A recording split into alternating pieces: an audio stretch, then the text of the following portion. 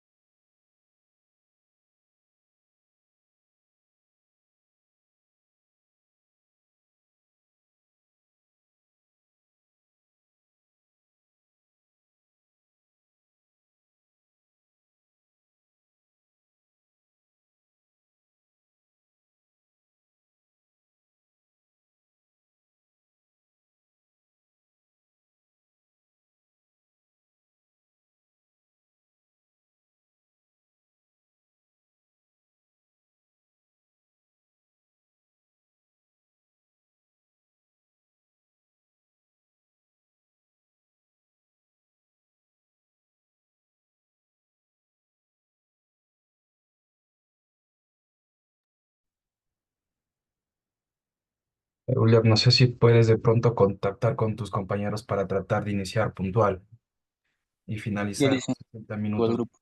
Sí, igual yo ya voy a iniciar. ¿Quién es el presidente del aula? Tú, No, Alejandro parece que es Alicia. porque dentro de la semana, estamos en la semana 11, ¿no?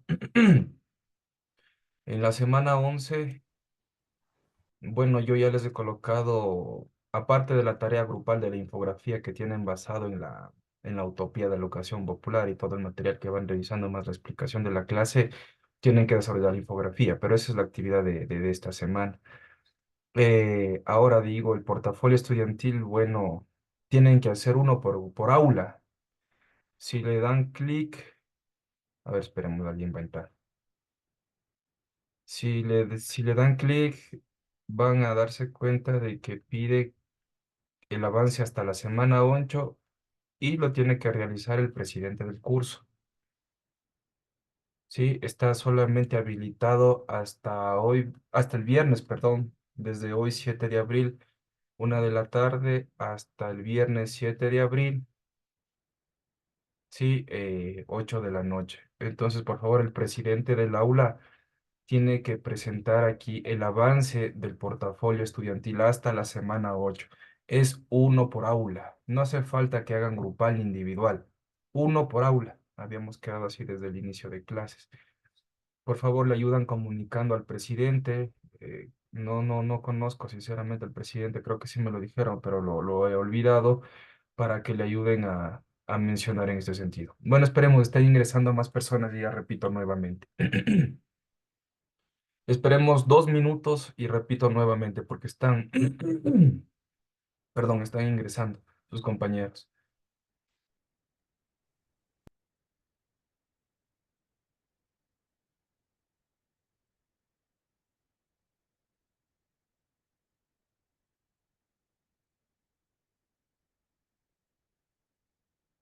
Estamos en el punto, semana 11 3.3, ¿no? En la unidad 3 el 3.3 a lo que concierne a la semana 11. La siguiente semana ya hay un control de lectura porque se acaba la unidad 3. Si no, no olviden, hay que estar listo. Solo de la unidad 3 es el control de lectura y esa es la actividad de la siguiente semana, ¿no? Para que lo tengan claro. Esas planificaciones están dentro de la guía metodológica, enfocado únicamente a la unidad 3 la prueba, ¿no? De la siguiente semana. Un minutito más y damos inicio. Eso lo digo para no tener que revisar, no tener que repetir, porque ingresa gente, luego me pregunta y otra vez a repetir lo mismo.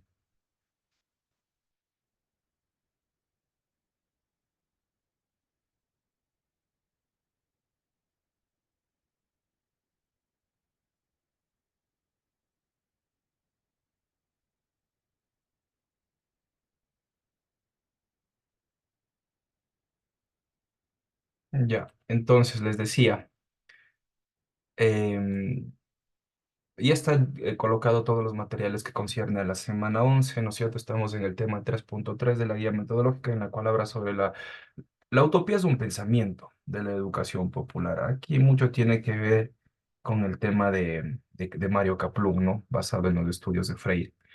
Se les ha colocado el resultado de aprendizaje. Bueno, aquí hay que cambiar todavía. El asincrónico sí está, en el que termino dando la clase solo. El video sincrónico, perdón, lo estamos generando este momento.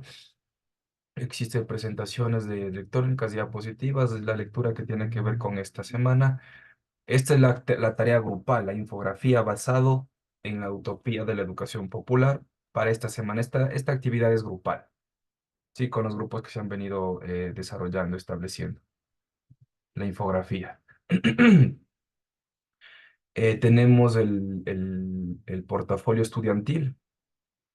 Sí, aquí sí ya les pido de favor, más que todo al presidente de curso, ya que por algo es presidente, le tocaría encabezar, porque este avance solo le presentan hasta la semana 8, es decir, de la 1, 2, 3, 4, 5, 6, 7, 8. Yo el viernes creo que les pasé un formato a su WhatsApp donde están todos los miembros, todos los alumnos, y también creo que les compartí un ejemplo para que ustedes vayan generando los avances. Entonces, hasta el día viernes 11 de abril me presentan únicamente un portafolio por aula.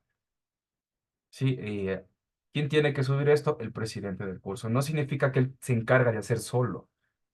Esto afecta a todos, pero el único que sube es el presidente del curso. ¿sí? Porque tienen que darle tal vez el divida a la semana uno para el grupo uno, la 2 y así sucesivamente. Pero cuando generen el documento traten de tener un solo tipo de letra, un solo formato, porque a veces parecen legos mal armados con diferentes colores. Y lo, como recibes, pegas y lo mandas. Entonces, traten de generar un solo formato, ¿sí? Igual la persona que esté editando establezca bien, ¿no? Los parámetros. Ahí está, desde una presentación está el listado de alumnos, me parece que también está visión, misión, no recuerdo si estaba la guía metodológica. Todos esos materiales ustedes lo encuentran en la misión y la visión de la carrera, pueden encontrar en la web. Eh, el sílabo está aquí en la plataforma EBEA, el listado igual pueden tipear ustedes, generar un listado con los dos nombres y los dos apellidos. Entonces, por favor, para que me ayuden en ese sentido, generando el avance hasta la semana 8 de la guía del portafolio estudiantil. ¿Sí? No sé si tienen alguna duda en cuanto a estos dos trabajos, más que todo, sino para ya dar paso a la parte que tiene que ver con la utopía de la educación popular. Creo que estamos claros, ¿no? Las dos tareas están habilitadas hasta el día viernes, em, 8 de la noche. ¿Sí? Las dos tareas están hasta el viernes 8 de la noche. Bueno, hablemos un poquito lo que tiene que ver con este pensamiento de la educación popular. El texto base del cual nosotros usamos es donde está Ferza, París y bueno, y muchos autores más. Aquí, de cierta manera, pues menciona esta comunicación como una especie de búsqueda, ¿no es cierto? De autonomía. La autonomía es ser solo, ¿no? O sea, que la educomunicación tenga su significado propio, por eso es la autonomía de la palabra. Hay textos que cita a París y dentro de la lectura lo pueden referir. Hay sobre las prácticas educomunicativas, las miradas sobre lo inacabado. A ver, alguien está ingresando en un segundito. Sobre el texto de las miradas de lo inacabado de Gall. Aquí hay una caracterización de cómo educomunicativa, de que tiene una postura tipo inherente, enfocado, pues inherente significa que se adhiere, o bueno, que está basado en algo, sobre todo en el movimiento social, ¿no? Porque si es educomunicación popular, es netamente social. Y aquí, pues trata de diseminar, o sea, trata de que se riegue por todo el continente latinoamericano esta terminología, ¿no es cierto? No olvidemos que esta nace desde Brasil y se riega por el continente y luego por todo el mundo. El autor de este libro menciona que estas prácticas, pues, educomunicativas siempre tuvieron este sentido popular. Obviamente, si es popular, está enfocada a la parte cultural, es multicultural, porque la cultura que tiene Brasil es diferente a la cultura colombiana, a la cultura ecuatoriana, a la cultura peruana. Cada uno tiene su propia idiosincrasia. Entonces, aquí en cambio, cuando aparece esto, ¿no es cierto? Esta parte conceptual, de cierta manera algo aparece en las teorías, lo que se denominaba como la teología de la liberación. Aquí hay estas teorías de liberación, son teorías críticas sobre la educación y la comunicación. Si hablamos de educación es pedagogía, ¿no? Y Paulo Freire habla sobre la pedagogía dialógica. Nosotros ya sabemos lo que es la dialogicidad, ¿sí? Es el diálogo que tenemos, pero no un diálogo como una conversación cualquiera, no, no, o sea, es un diálogo fundamentado en una especie de crítica, pero constructiva, ¿no? Argumentado con libros, dado con estudios previos enfocados en algún tema. De cierta manera, pues, ustedes del ciclo anterior, no sé si creo que les di yo teoría de la comunicación, el nacimiento de la escuela de Latinoamérica, ¿no? O de pronto es un pensamiento latinoamericano y no escuela. Nace pues por hegemonía, decía, ¿no es cierto? Por una especie de brote, digamos, de algún sentido, de sentido de la escuela de Frankfurt, que es la alemana en Europa, que es muy crítica, pegada al marxismo, ¿no? y la más comunicación de ser de Estados Unidos, que bueno, es un poco más liberadora, un poco más consumista. Entonces, de eso nace la parte nuestra de Latinoamérica. Pero claro, se termina adaptando a nuestra idiosincrasia, porque Europa su pensamiento, Estados Unidos su pensamiento, y nosotros, pues, estas culturas son muy diferentes.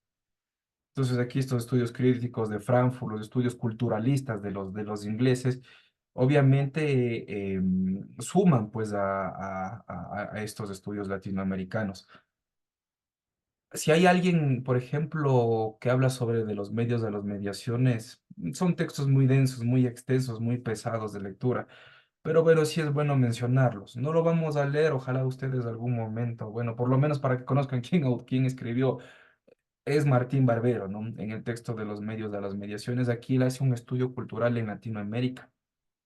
Él mide, por ejemplo, miren esta parte de cómo el latinoamericano termina viendo la cultura, termina viendo el circo, termina viendo el teatro en la calle, ¿no es cierto? Hace una especie de estudio de cómo es Latinoamérica enfocada en la parte cultural. Él topa una parte deportiva también, en la cual dicen que, por ejemplo, él es un español, ¿no? Que emigró de la dictadura, de la dictadura de Franco y se radicó en Colombia. Entonces, de cierta manera se importó un pensador. Lo mismo surge con Matelar en Chile, ¿no? Él creo que es sueco y termina radicándose en Chile y él escribe cómo nos venden al pato Donald, ¿no? Una crítica netamente a los Estados Unidos por el consumismo que tenemos, ¿no? Por eso es cómo consumimos al pato Donald. Entonces, en este ejemplo que le citaba al principio, enfocado a, a Martín Barbero, en la parte del fútbol, él dice que, bueno, el espectador va al estadio y observa el fútbol, ¿no es cierto? Pero los más antiguos, bueno, ha hecho también, no tan antiguos, usaban una radio pequeñita y se la colocaban en el oído, para escuchar la narración del comentarista enfocado en el partido. O sea, él ven y escucha. Miren, eso netamente se vuelve cultural. Y eso pues es lo que topaba, lo que dice aquí en el texto en su texto de lectura semanal, en la cual habla sobre la parte esta de las mediaciones. Aquí también hay debates en torno a economías, hay debates en torno a la política. No sé si ustedes conocen algo del término semiótica. La semiótica es como es una ciencia, de hecho, muy compleja. Y yo cuando era estudiante, o sea, ya por 2006-2007, tenía una materia que se llamaba semiótica y esto era el estudio de la imagen, el estudio del símbolo. Y no es pues como decir coges una imagen y la imagen le detallas, no, no, estudiabas significados y significantes. Por eso digo, termina siendo demasiado compleja este asunto. De hecho, por aquí creo que tenía un libro, denme un segundito para más o menos resumirles, no les voy a contar de qué se trata todo el libro, pero yo tenía un libro enfocado a la educomunicación y a la parte de la semiótica. Eh, Lastimosamente, denme un segundito. Voy a ver si la encuentro por aquí, si no, pues bueno, aquí está.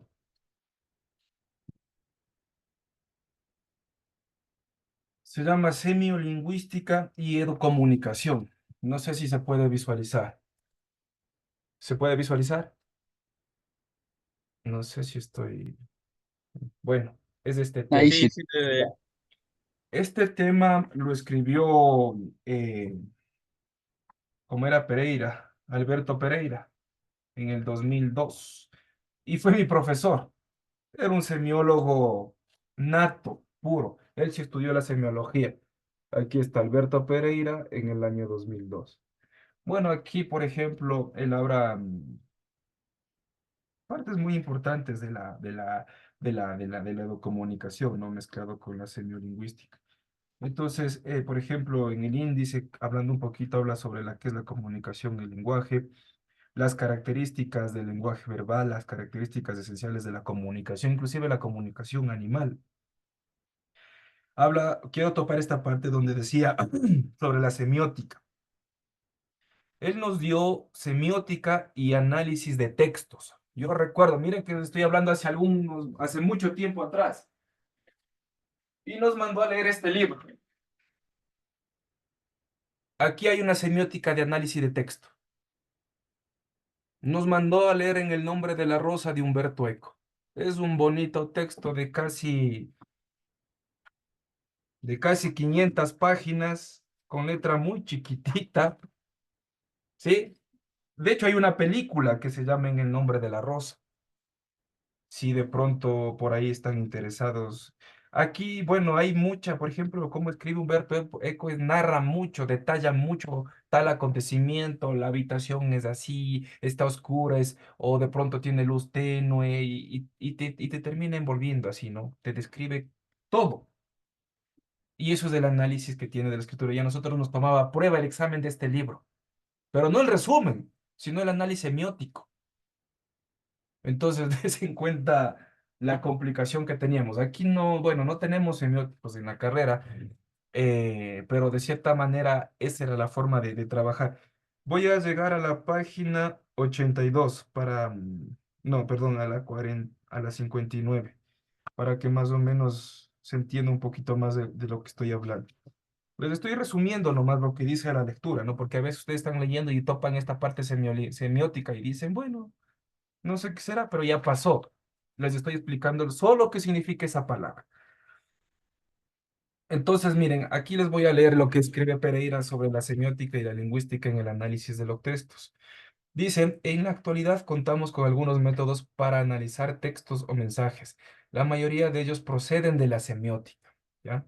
Estudio de signos y símbolos. Las letras son signos. Entonces dice, proceden de la semiótica, disciplina que junto a la lingüística y a la pragmática se ha convertido en la matriz inequívoca de ciencias de la comunicación, tanto por sus métodos como el alcance y el rigor científico. Ya para entender qué es la palabra semiótica. Desde nuestra concepción y la práctica académico-investigativo, estas disciplinas no sé qué dices, no son de gran utilidad.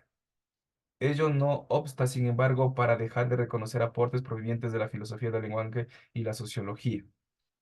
Dice, como en la mayoría de los contenidos del libro que el lector tiene en sus manos y siguiendo la misma línea didáctica, estimamos que es oportuno dar cuenta del metalenguaje más usual. Miren, aquí usan el metalenguaje. ¿Sí? Ya están topando otra terminología enfocado a esto lo que tiene, que lo que menciona, ¿no? De lo que es el metalenguaje como tal. Y, por ejemplo, está mucho apegado a la parte, em, ¿cómo les explico? O sea, es para describir algo, ¿sí? Por ejemplo, este lenguaje se usa para hablar del mismo lenguaje. Entonces, si decimos que es el método del lenguaje, pues decimos que es un propio lenguaje, ¿sí? Que se usa para hablar de otro lenguaje. ¿Ya? Entonces, por eso nosotros tenemos un poquito de complejidad en estos temas, ¿no? Miren, surgen nuevas palabras enfocadas de esta parte del metalenguaje. Entonces, ¿qué más dice? Más usual y el alcance de ciertos términos y hechos significativos para de esta manera evitar equívocos que podrían resultar más nefastos que el propio desconocimiento de la realidad examinada. O sea, para tener una lectura adecuada.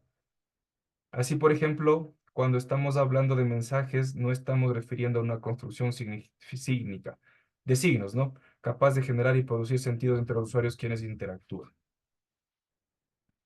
Y así, en ese sentido, se maneja absolutamente todo el texto. Aquí habla sobre las dimensiones semióticas de los textos, habla sobre la dimensión pragmática, la dimensión expresiva, la dimensión semántica, ¿sí? Bueno, para un poquito resumirles todo lo que habla este texto de Alberto Pereira sobre la lingüística y la educomunicación. Y más que todo, no tratarnos de complicarnos la existencia, ¿no? Porque de ahí la semiótica es ya casi una parte como ciencia que está enfocado en ese asunto. Entonces, esto es lo que menciona, pues, a París, ¿no? Que en los debates en torno a la economía, a la política de los medios, ¿no es cierto? Y a la semiótica, que es el estudio de los signos, de los símbolos, semiótica textual, metalenguajes, significados, significantes, todo eso ofrece soporte político, ¿no es cierto? A las experiencias. Ahora, si dicen y semiótica en la actualidad con las redes también, ¿sí? De hecho, mucho más regado porque se globalizó casi en su totalidad. Entonces, de cierta manera, pues esto ha sumado para que ahora se pueda construir campos en torno a los objetos de estudio, ¿sí? Fortalece también pues esta parte del diálogo, ¿no es cierto? Esta práctica educomunicativa, ya les dije que es dialógica, como lo decía Paulo Freire, enfocada en el diálogo, eh, está pegada mucho a la educación popular. Sí, y obviamente la educación subpopular pues no es muy desarrollada, tiene antagonismo, lo contrario al protagonismo, ¿sí? Y si es un antagonismo, obviamente habrá una resistencia por parte, obviamente, no sé, de pronto algunos medios o algunas autoridades que, que conciben pues a la comunicación y a la educación de otra manera. Y también se confrontan, ¿no es cierto?, las matices, estas culturales vinculadas a las producciones de los grandes medios de comunicación de masas, lo que les decía, la televisión, que ellos tienen una perspectiva funcionalista, ¿no? Que ellos conciben a la sociedad como un conjunto de individuos aislados. Si tú tienes radio, también es funcionalista. Si tú tienes una televisión, también es funcionalista, enfocada a la corriente funcionalista, en función de algo, ¿no es cierto? Entonces, te aísla. Y si decimos al Internet, bueno, también creo que termina siendo funcionalista porque termina aislando mucho más. Tú construyes desde la computadora todo, termina siendo solo tú. Entonces, ¿qué nos hace si estamos en computadoras o en televisión? Nos hace pues manipulables. Si tú no tienes el pensamiento crítico, obviamente la vas a creer todo. Si topamos un punto muy grave en la actualidad, el manejo del presidencial de que tiene el actual presidente, ¿no es cierto? Está dando bonos, está dando becas, pero lo está dando en campaña. No digo que eso está mal, está bien, pero hubiera dado mejor antes. Yo tengo una vecina que va 10 días que no logra ingresar al IES y tiene complicaciones con su salud. Sí, les puedo compartir hasta en Facebook en dónde está la fotografía y quién es y lo que piden la familia.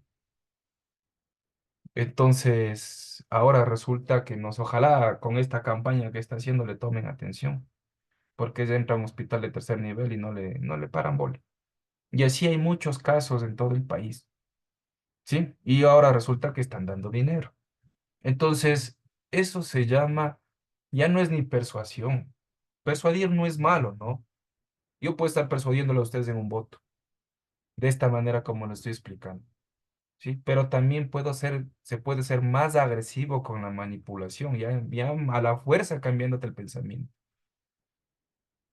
Y eso se ocurrió, pues si nos remontamos a la Segunda Guerra Mundial, a la Primera Guerra Mundial, con el fascismo de Hitler, ¿no es cierto? Que se escudó, que era una raza predominante, que se escudó en el asesinato, el genocidio de los israelitas, ¿no? De este pueblo israelí solamente para tratar de adueñarse de una parte del planeta, o tal vez todo el mundo si ganaba la guerra.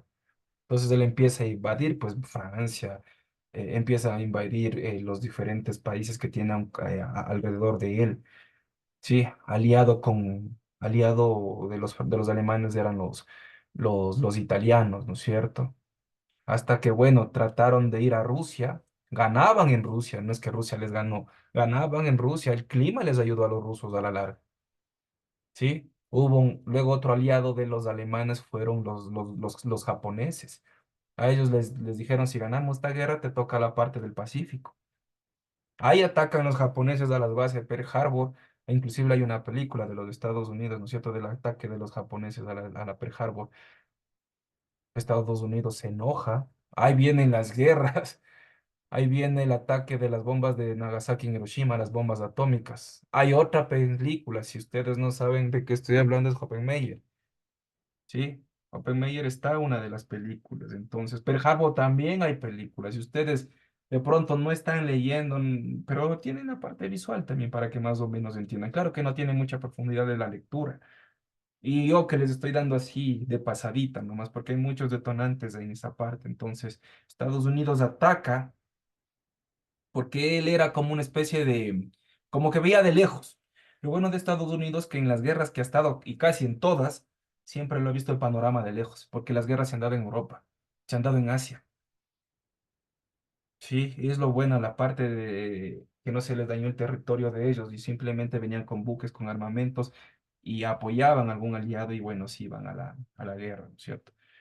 Entonces se junta Estados Unidos y Rusia, ¿sí? Atacan a Alemania y se acabó la guerra.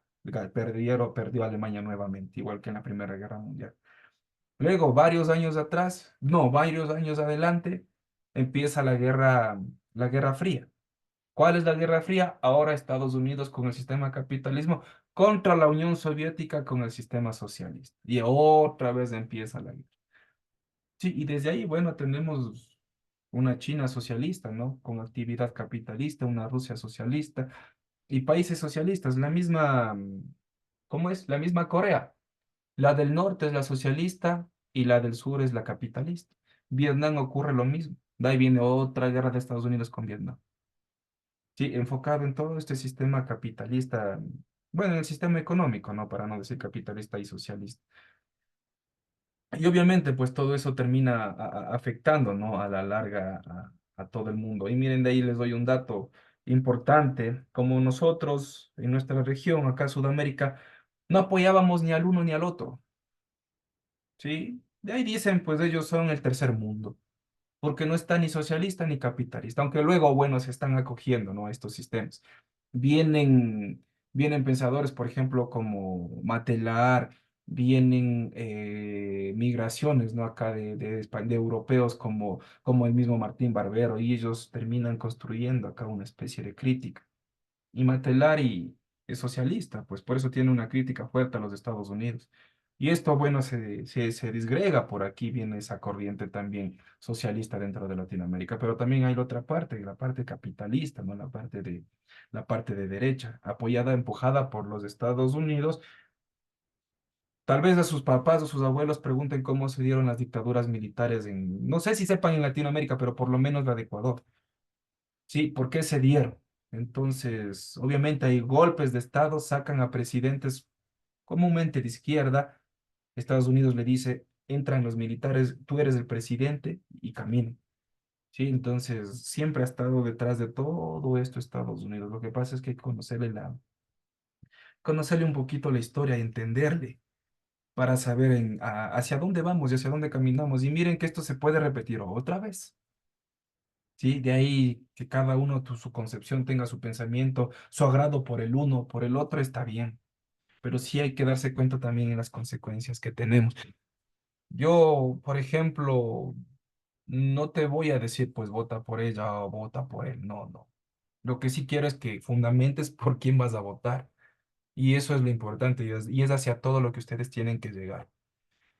Si dices el uno robó, el otro vamos a terminar como Venezuela, no sé si pasa eso. No sé si hayan robado o no hayan robado, o sea, pero hay juicios, hay investigaciones, ¿sí? Y para que el señor se mantenga así, o sea, algo está de más. Y eso sí dieron ayuda a los medios de comunicación. Entonces, esa es la ayuda y el interés que tienen actualmente los medios de comunicación con los mandatarios, ¿no? Porque hay mucho, mucho conflicto de interés. Miren que hay comunicados, por ejemplo, el señor Cuesta de TC gana casi $11,000 al mes. Y si tú escuchas las noticias de TC Televisión, sobre todo si lo escuchas a él, date cuenta cómo habla, ¿sí? Y está en lo mismo, en lo mismo, en lo mismo. Fue el señor que lanzó al futuro qué pasa en el Ecuador 2027. No sé si vieron ese programa, que me pareció terrible para mí. Y es un comunicador, se sentí vergüenza, de cierta manera. Pero bueno. Habrá gente que le gusta, ¿no? Eso es lo raro, porque no tenemos un conocimiento de política, somos totalmente ignorantes en ese sentido económico y político, entonces eso es lo que lleva a que nos convenzcan muy fácil, y eso es peligroso, ¿no? Porque tú dices, ah, mira, él tiene razón de cómo va a terminar esto. Citando a Mario Kaplun, bueno, que ustedes ya más o menos ubican quién es a Mario Kaplun, él dice que no se puede obviar la reflexión sistemática sobre la tensión o una pelea que existe, que se configura entre lo instituido y lo instituyente, entre lo establecido y lo que nace como continua capacidad de creación entre los productos de la historia. Y obviamente las promesas del futuro que le dan identidad a las prácticas de la comunicación y la educación. Y aquí si tenemos algo para el futuro, pues es netamente la tecnología, ¿no? Porque Kaplun lo escribió en el 2005 y, y hay relación a lo que se está viviendo hoy. Pues no, ya había redes sociales, ya había internet, pero no explotado como es ahora. Entonces, aquí también hay algunas cualidades, ¿no? El educomunicador tiene sus propias cualidades, sus propias características. Una de ellas, por ejemplo, es saber manejar el diálogo con las esferas públicas, ¿sí? Un diálogo con las esferas también privadas, con los medios de comunicación, ¿no es cierto? De pronto con este sistema de enseñanza de las unidades educativas, siempre con el objetivo específico de ampliar estas prácticas educomunicativas. ¿Qué más dice? También saber avanzar y retroceder a través de la pedagogía. Y la pedagogía lo tenemos en todas las carreras. Si estudias medicina y pedagogía, los profesores deben conocer algo de pedagogía para poder impartir clases. Pero los que son pedagogos al 100% son los que estudian en educación. Si ustedes han visto, ¿no? En la facultad, no sé si conocen la universidad, pero bueno, acá tenemos la Facultad de Ciencias Administrativas, más acá tenemos la Facultad de Ciencias de la Educación. Ellos, los de la Facultad de Ciencias de Educación, son pedagogos, porque ellos se están preparando para ser docentes a futuro. Por ejemplo, cuando yo estudié comunicación, no pensaba en ser docente, ¿sí? Si tú preguntas a alguien de agroindustrias, de enfermería, de ingeniería química, de derecho, casi no te dicen eso, que estudiaron para ser docentes, sino para ejercer la comunicación, ejercer el periodismo, ejercer tal vez en el campo agrario, veterinario, etcétera, etcétera. Sí, pero bueno, en el camino también encuentran más opciones que no solamente está enfocada en una, ¿no? Y se te abre camino, vas estudiándote, vas preparándote y vas extendiendo, ¿no es cierto?, los caminos y llegas a algo. En mi caso, miren, yo no pensaba y estoy acá. Entonces, de esa manera también se termina viendo el mundo externo, ¿no? Y enfocado a esta parte pedagógica, que digo que los de educación ellos sí son pedagogos porque hay técnicas de pedagogía, pues, ¿sí? Esto también se conoce. Entonces, bueno, si tú miras el mundo externo, ¿cierto? Aquí los comunicadores, de cierta manera, van a enfrentar sus propios miedos, su propia incertidumbre, sus propios desencuentros, ¿no es cierto? Aquí, por ejemplo, la comunicación popular o la educomunicación se propone ampliar niveles de conciencia y enfrentar la actitud dogmática proyectada. De esta manera, pues bueno, podemos topar que de cierta manera se propone siempre en la parte comunicativa, ¿sí? Se propone siempre ampliar niveles de lo que tiene que ver con la concepción del conocimiento, ¿no? Hay niveles de conciencia de enfrentar a esta actividad dogmática. El dogma es algo que tú tienes, ¿no es cierto?, establecido y no te puedes ir para otros lados. Y este dogma tiene la educación, ¿sí? Aquí, por ejemplo, hay muchos pensadores. Y no recuerdo, alguien me pasó, déjeme ver si lo encuentro en el internet, sobre la evolución de la inteligencia artificial en la educación. No sé si no recuerdo bien. Déjeme ver si las encuentro, les doy un extracto este momento. Y si no, pues ojalá para la próxima clase lo pueden contar. Entonces, ¿hacia dónde camina la educación más o menos así? Y es un asiático.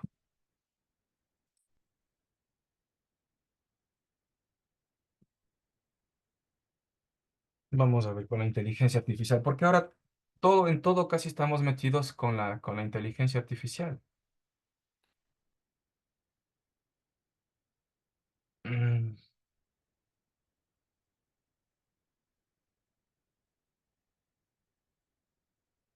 creo que fue él. Bueno, hay una de 57 minutos, hay otra de 17. En los diálogos TX esto es importante, ¿no? Porque ellos dan unas ponencias magníficas. Ya les comparto para más o menos entender. No la vi así, pero bueno, ojalá sea esto. Vamos a ver una parte. El tema es inteligencia artificial y la Hola, educación. buenas noches a todos. Queremos hablar el día de hoy acerca de lo que es la inteligencia artificial y la educación. Bueno, por la importancia del evento, he pedido a un gran amigo mío que nos mande un mensaje para todos ustedes. ¿Qué tal, Albert? Hola a todos. Es un gusto estar el día de hoy con todos ustedes en este magno evento. Les recomiendo que presten mucha atención a mi colega el profe Sang, ya que estará hablando de un tema muy interesante que es la inteligencia artificial y la educación. Espero verles muy pronto. Les envío un gran abrazo.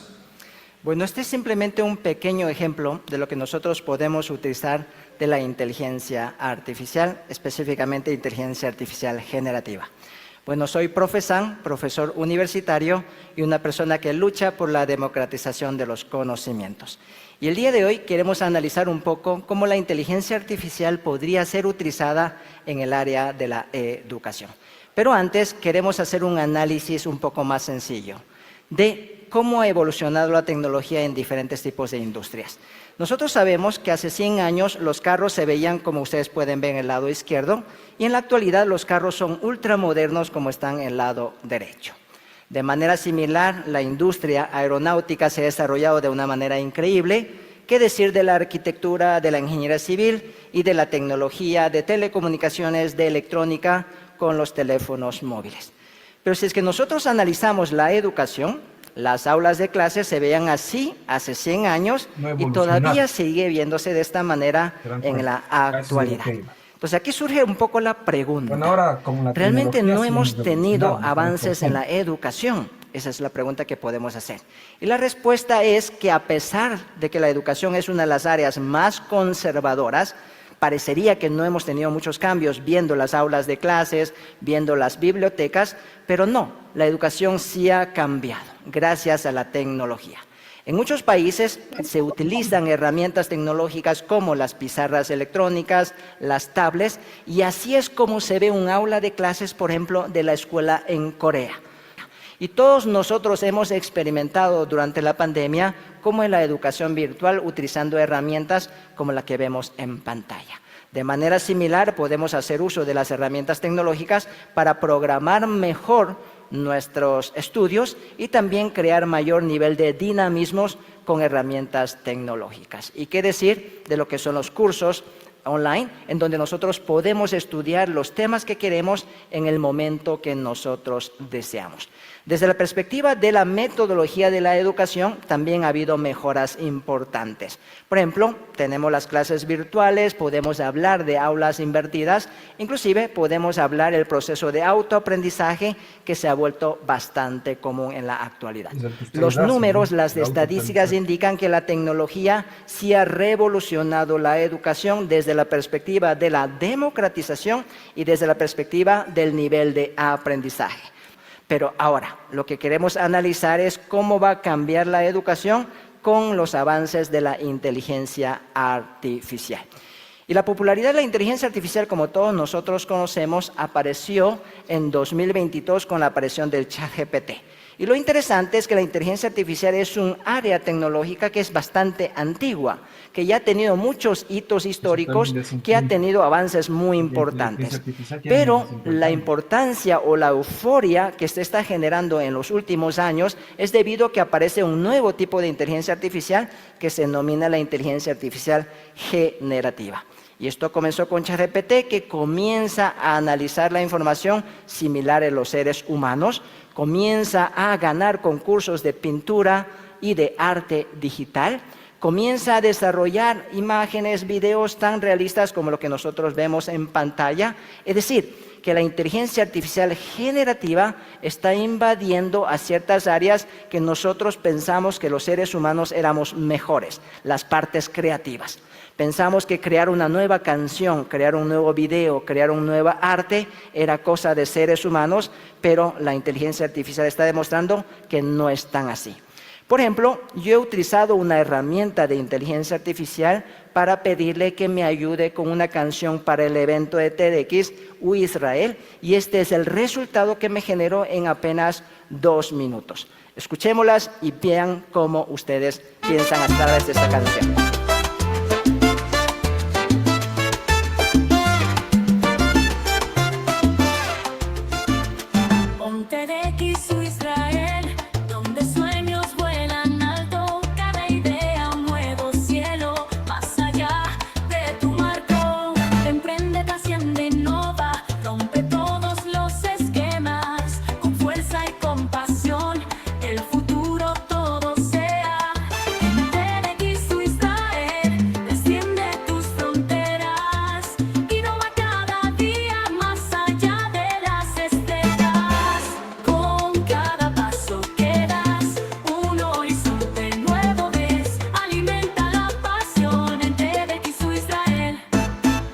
Para una persona amateur, crear este tipo de canciones sería muy compleja. Y para la calidad de la canción que se genera en apenas 2 minutos, yo creo que está bastante interesante. Entonces, esto es lo que comienza a preocupar, inclusive, y comienza a generar esta curiosidad de qué podrá hacer la inteligencia artificial. Por ejemplo, esta canción podría haber sido utilizada como el logo de este evento.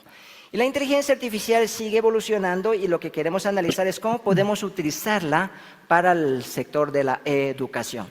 Todos nosotros sabemos que las academias, especialmente las universidades, tienen 3 áreas de actividades: la docencia, la investigación y la gestión académica. Y la inteligencia artificial se puede utilizar en todas estas áreas. Siendo lo más importante, la parte de docencia, podemos indicar, por ejemplo, podemos utilizar el ChatGPT, el Cloud Gemini, para hacer la preplanificación de las nuevas asignaturas. Podemos utilizar el Copilot integrado al Office ya para poder crear la planificación más específica y los contenidos, porque inclusive me generan los datos de imágenes para poder crear nuestros cursos, nuestros contenidos de las asignaturas. También podemos utilizarlos para crear nuestros propios exámenes. Nosotros podemos entregar nuestros materiales de estos estudios, puede ser en voz, puede ser en video, puede ser un PDF, puede ser un Word, cualquier tipo de documento, cualquier tipo de información, y inteligencia artificial lo analiza y te genera las preguntas para los exámenes, con las opciones, con los hints, con las explicaciones de cada una de las respuestas. También lo puedo hacer para analizar los resultados de los exámenes que han dado los estudiantes, y también interesante es que los exámenes que damos manuales en algunas asignaturas, como en el área de las matemáticas, también sería calificado de manera automática por la inteligencia artificial si es que hemos dado los parámetros adecuados. Pero queremos aplicar todo esto es porque queremos mejorar el nivel de la educación. Entonces, utilizando herramientas de inteligencia artificial, también puedo dar un feedback a los estudiantes de una manera más interesante, a través de voces automatizadas, a través de escrituras automatizadas, con la finalidad de entender y poder entregar una educación personalizada. La educación tradicional que nosotros tenemos, el problema es que solamente hay un profesor y hay decenas de estudiantes. Y el profesor no puede saber a ciencia cierta cuál es la laguna de conocimiento que tiene cada uno de los estudiantes. Pero la inteligencia artificial con estos mecanismos de evaluación, yo puedo detectar para qué son buenos algunos estudiantes y qué falencias están teniendo otros estudiantes y a través. Bueno, de cierta manera, les comparto el link para que ustedes puedan visualizar posteriormente, ¿no? Para no demorarnos tanto. Les pongo el link en el chat. A ver, control C.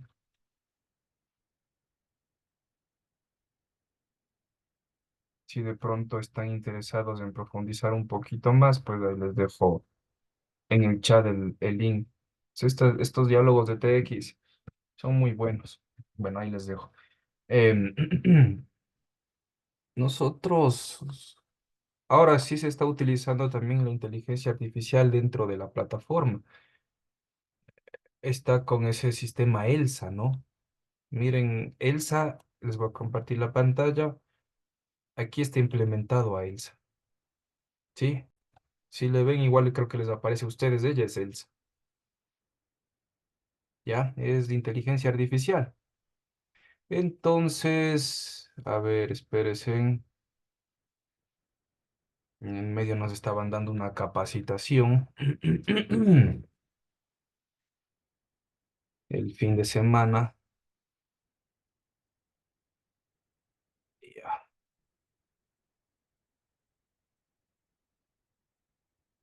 a ver, dentro de esto,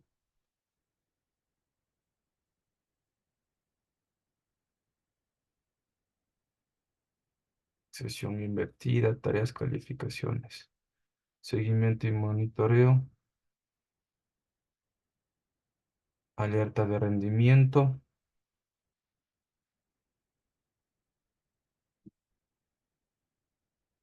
Ya, aquí, bueno, quiero indicarles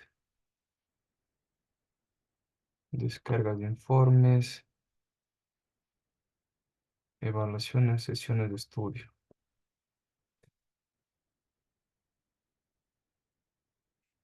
Aquí te salen los datos de las sesiones de estudio semanales.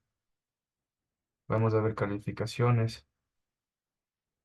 Sí, hay una parte que, bueno, no creo que les va a agradar mucho a los alumnos, en donde se observa, por ejemplo, Euler, cuántas veces entraste, cuánto tiempo destinaste a leer, a ver el video, a ver las tareas, ¿sí?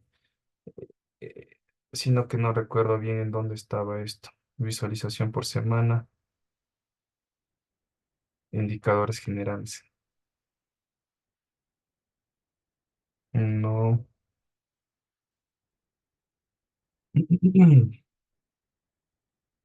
creo que no era en esta. Voy a ver en la otra. ELSA ITS.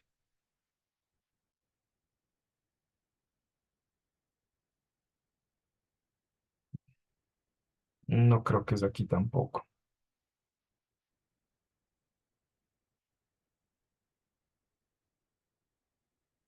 Más. Quería ver ese dato, pero bueno, todo esto lo que nosotros estamos usando se incorporó con esto de Elsa, ¿no? Veamos si es que ella nos da seguimiento y monitoreo,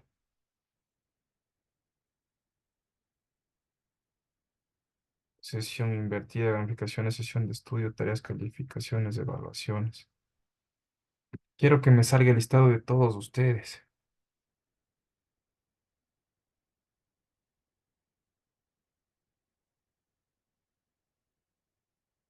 En la semana 8 sí tenemos la evaluación, ¿no es cierto? Dimos la evaluación. Hoy semana 10 no. Aquí están los resultados. Pero quiero que me dé individualmente de ustedes.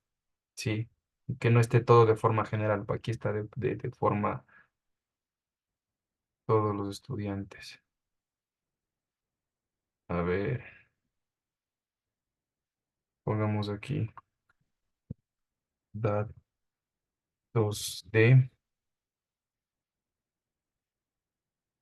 datos individuales, pongamos.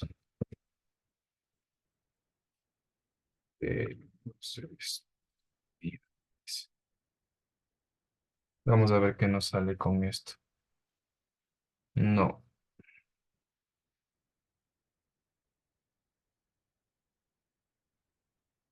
Monitoreo de revisión de-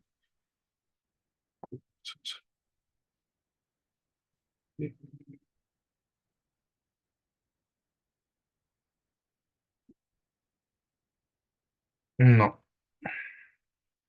estoy formulando mala pregunta. Alerta de rendimiento.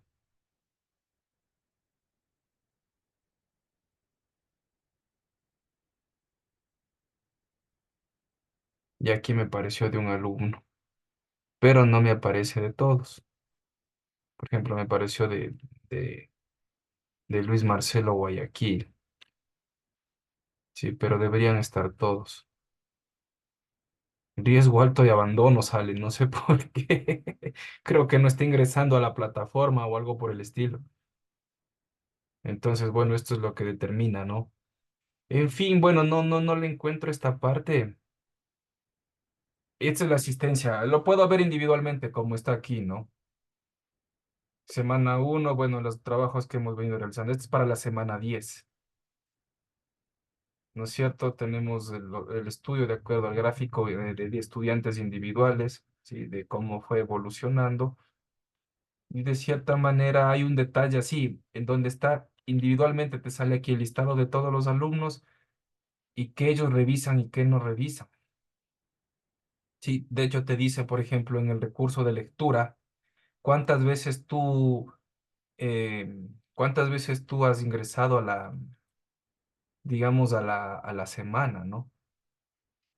¿Cuántas veces, cuántos minutos has destinados para la tarea? Bueno, como nos dieron recién y de forma general se me ha complicado un poquito de cierta manera. Ya nos estarán preparando un poquito más para darles a conocer esto. Pero bueno, eso se ha implementado y podemos hacer monitoreo. Y hay otra que ustedes tendrán que instalar en sus dispositivos para dar las pruebas.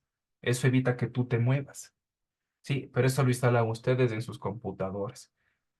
Imagino que para el siguiente ciclo ya tendrán que implementar eso. Es para sistema de control, ¿no? Y ya igual eso de a poquito, como recién están socializando, ya daremos a conocer para el futuro, pero solamente funciona en computadoras, miren, des en cuenta.